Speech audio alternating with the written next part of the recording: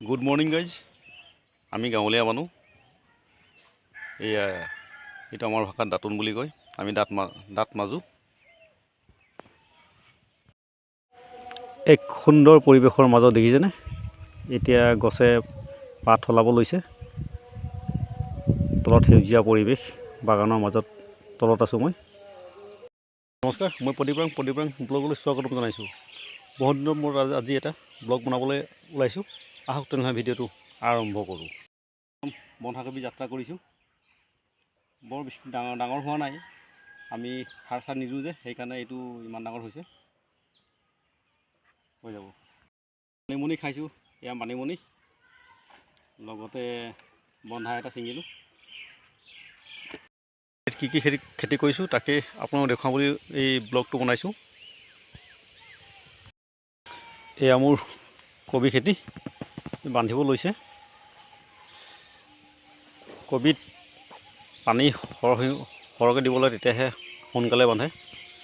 মই পানী অকণমান মোৰ কমিছে দিয়াটো, সেয়েহে বন্ধাটো লাহে লাহে হৈছে।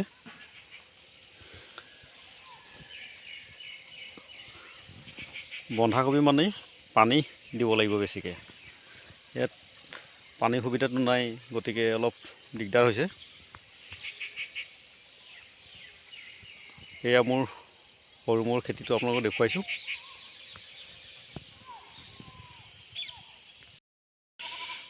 কালাছ কোম্পানী F1 হাইব্ৰিড কবি, এয়া যেনেকৈ দেখাইছে তেনেকুৱাই বান্ধিছে কবিকেইটা। এই ৰঙালাও দিছোঁ। আৰু এইফালে আছে বেঙেনা পুলি। বেঙেনা ফুল আহিব লৈছে। বজাৰৰ পৰা পুলি অনা এইকেইটা। বেঙেনা বৰ বেছি নাই, 20 জোপামান আছে। এইকেইটা ফুল আহিছে। এয়া ৰঙালাও, এটা ফুল আহিছে। আলু কেইজোপামান দিছিলোঁ, এয়া খান্দিবলৈ হৈছে। অলপ খান্দিলোঁ, এইকেইটা আছে খান্দিবলৈ।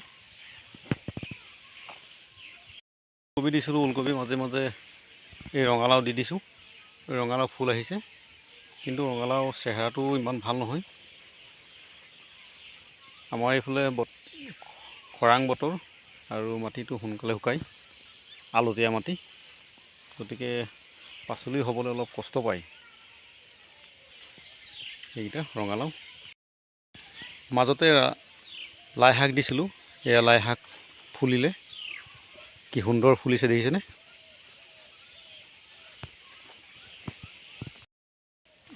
এইয়া দৃশ্যটো হালধীয়া। এই বন্ধাকবিকেইটা অলপ চিচুকীয়া জেগাত পৰিছে, সেইকাৰণে এইটো দেৰিকৈ বান্ধিছে।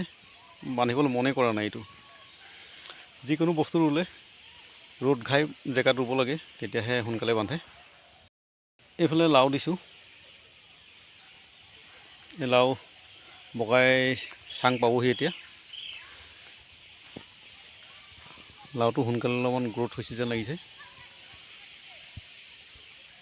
এইটো আগত ৰুইছিলোঁ, আগত দিয়াবিলাক বেমাৰে পালে, তাৰপাছত এইকেইটা নতুনকৈ উঠাইছোঁ। এইজোপা ভাল হৈছে। এই উঠোঁতে এয়া কলি লাগিলেই। এই দুটা কলি, এনেকৈ যদি কলি লাগে ভাল লাগে, কৃষকৰ মন ভাল লাগি থাকে। খেতি কৰাসকলে গম পাব, যদি সোনকালে কিবা এটা বস্তু হয়, মনটো এনেই ভাল লাগি থাকে। এয়া ইও চাং পাই বগাব ধৰিছে। সেয়া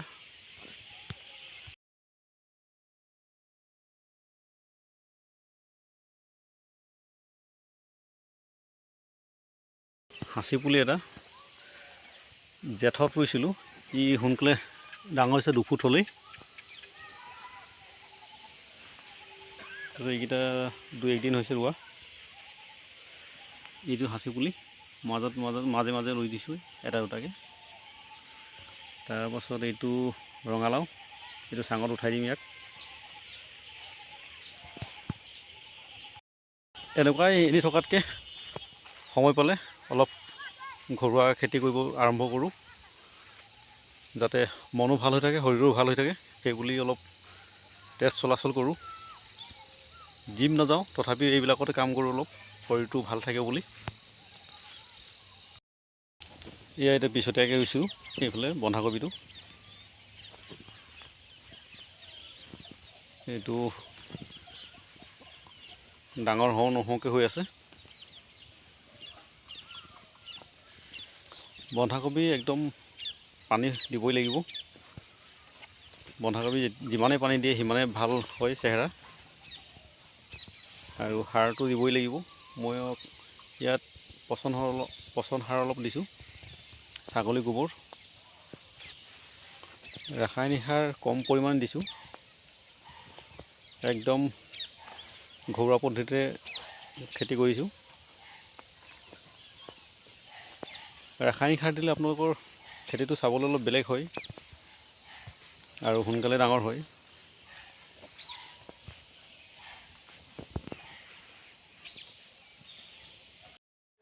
ভিডিঅ'টো কেনে পালে লাইক কৰিব, কমেণ্ট কৰিব, আৰু নতুনকৈ চাইছে যদি ছাবস্ক্ৰাইব কৰিব। যদি ফেচবুকত চাইছে ফ'ল' কৰিব নাপাহৰিব। ধন্যবাদ।